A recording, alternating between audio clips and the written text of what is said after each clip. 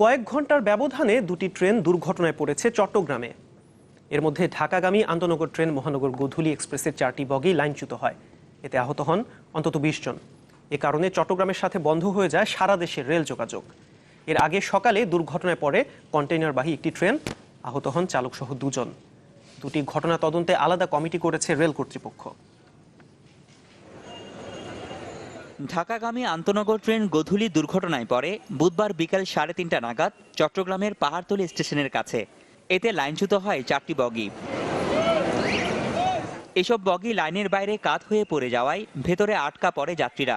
তাৎক্ষণিকভাবে স্থানীয়রা তাদের উদ্ধারে এগিয়ে আসে। পরে যোগ দেন ফায়ার সার্ভিসের কর্মীরা।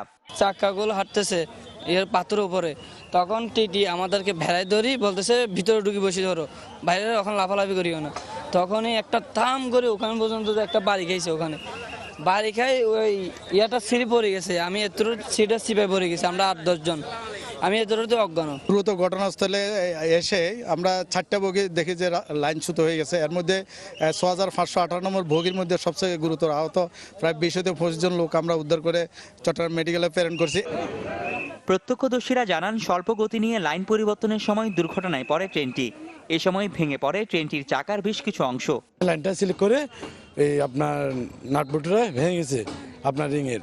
ভাঙার পর 3টা ধাক্কা দিচ্ছে, দেওয়ার পরে প্রথম আপনার মাঝখান দিকে একটা ডাব্বা পড়ে গেছে, তারপর ওইটা পড়ে গেছে। নাটটা খুলে যায়, নাট খুলে যাওয়ার পরে ট্রেনটা প্রথম এই বগিটা ওই ফার্স্ট টাইম যে বগিটা লাস্টে যে বগিটা ওটার দরজা পিছনে যে এই জয়েন্টটা থাকে, পিছনে যে জয়েন্টটা থাকে ওই জয়েন্টটা থেকে আপনার ছুটে যায়।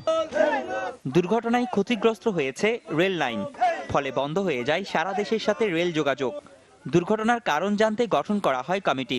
অ্যাক্সিডেন্ট হলে অনেক ড্যামেজ হয়ে যায়, সেগুলি ফাইন্ড আউট করে কজগুলি আমাদের বের করতে হয়। সেদিন আমরা কমিটি করে দিয়েছি, তারা কাজ করছে। আশা করি যে তারা অ্যাকচুয়াল কারণটা খুঁজে বের করতে পারবে। এর আগে সকালে ফৌজদারহাট এলাকায় লাইনচ্যুত হয় কন্টেইনারবাহী বগি। এই ঘটনা তদন্তেও একটি কমিটি গঠন করে রেল কর্তৃপক্ষ। রনি দত্ত, চ্যানেল 24, চট্টগ্রাম।